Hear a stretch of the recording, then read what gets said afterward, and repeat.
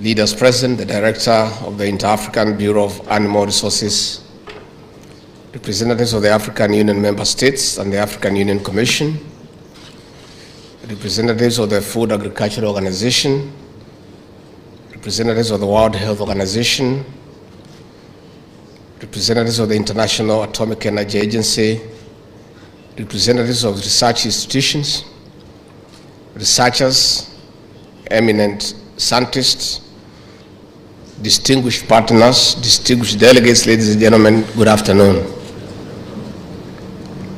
I have a prepared text because when you talk to scientists, you don't talk off the cuff because your statements must be factual, based on facts and statistics.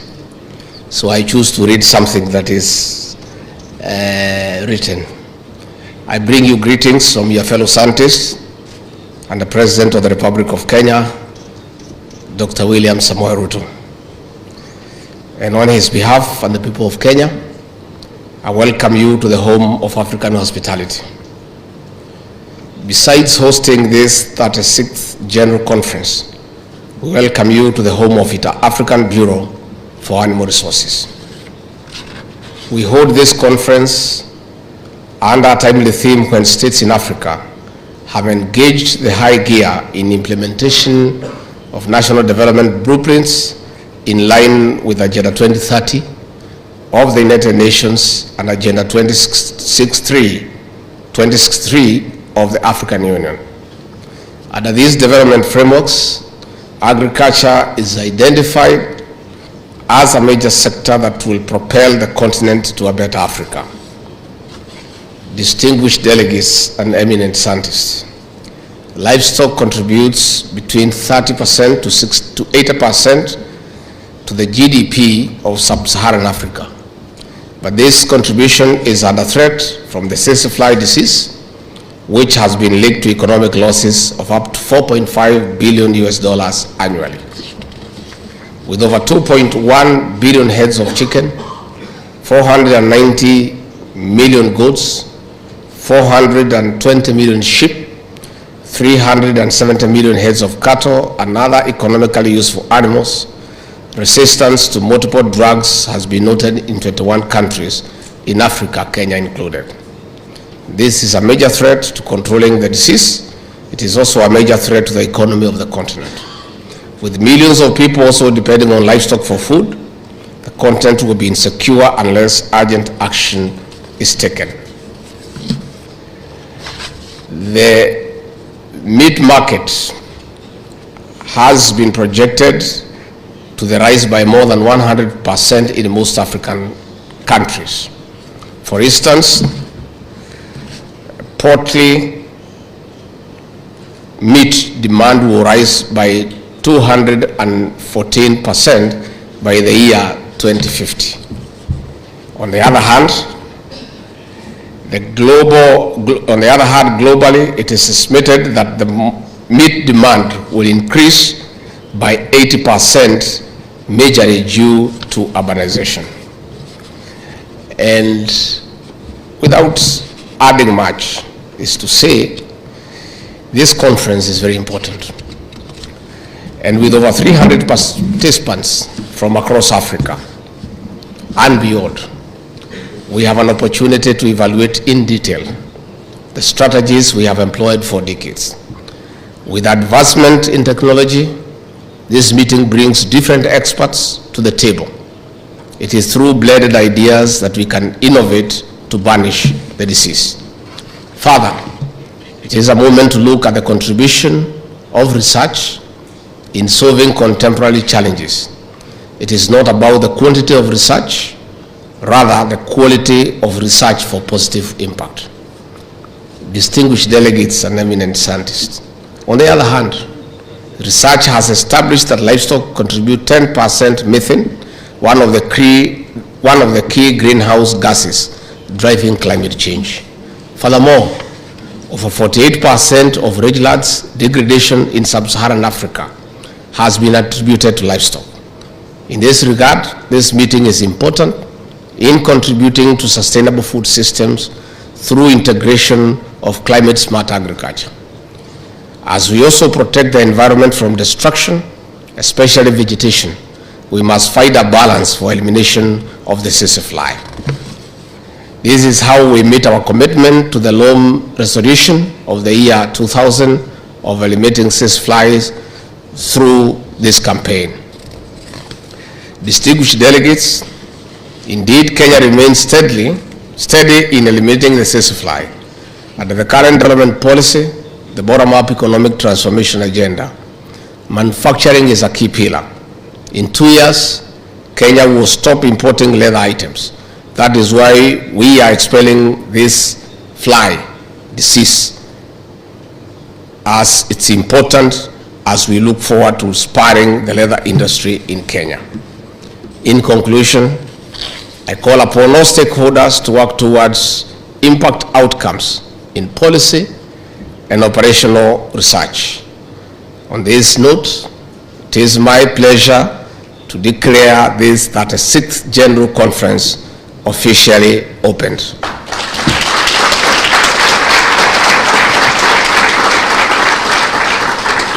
I don't want to add anything much because I'm not a scientist. And I am maybe a quarter scientist because my boss is a scientist. So through diffusion and osmosis, I've gotten some bit of science.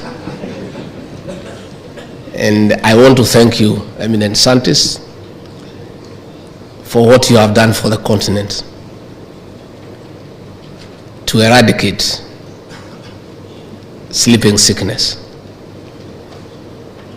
We are very happy now because in this country, the only sleeping sickness that can be witnessed is from overeating ugali over lunchtime, and not from the tsetse fly. So we hope we'll extend this to our animals so that we can eradicate Nagana, because our livestock supports livelihoods. And I want to urge you to carry on, to do more research, to continue being committed as your contribution to sustaining humanity. Again, as we meet here as African people from the continent, you know that as we speak now, the entire world is at the United Nations General Assembly, mostly to discuss the negative effects of climate change.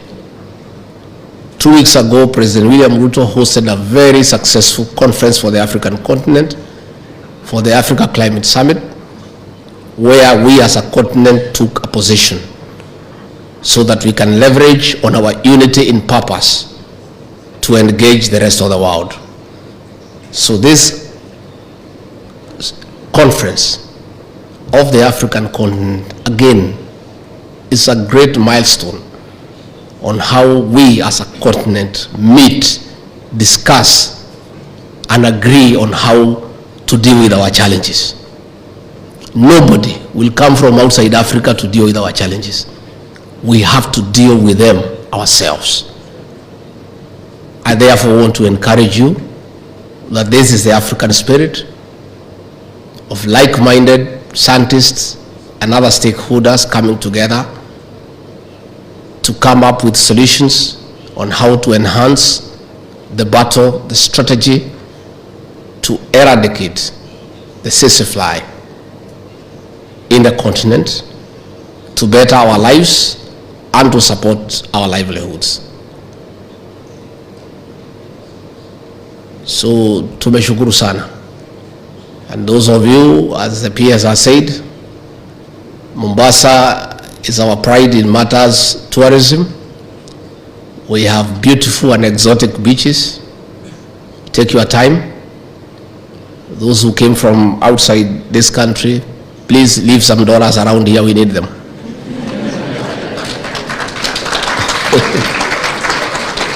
If you have euros, much better. Because we have many challenges and we can do with a bit of hard currency. So please don't go back with any foreign currency you came with. Make sure you spend it here. It's a good town, people are friendly, and there is plenty in all spheres. So move around and spend a little bit here and there and enjoy yourselves. And we are hospitable people. We like visitors, especially those who come with good news and a bit of money. And I want to say I am also happy that I want to be associated with the success of Kentech, previously Patek, and the very good work that was done by Dr. Pamela Olet when she headed that program. It is because of that sterling performance of eradicating the Sese in this country and offering very good leadership as a team leader that President William RUTO, in his wisdom, decided to appoint Dr. Pamela Olet as the chairperson of the Nairobi Rivers Commission to assist us to clean the river. Because the reasoning of the president and the rest of us in government is that we like people who are tested and proven. If you have done something and you have succeeded and there is record, we give you something else to do. That does not mean we shall not experiment with the newcomers, but they will be given lower responsibilities. But a responsibility as great as cleaning the Nairobi River and restoring its past glory needs a proven hand.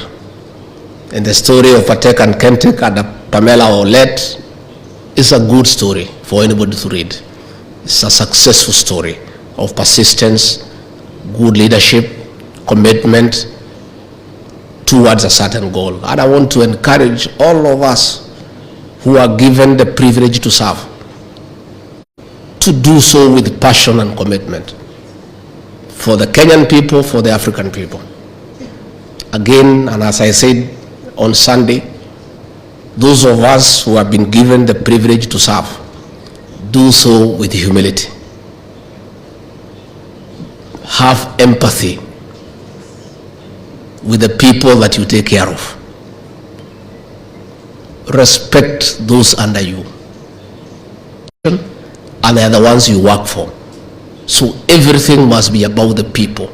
Everything must be centered on the people.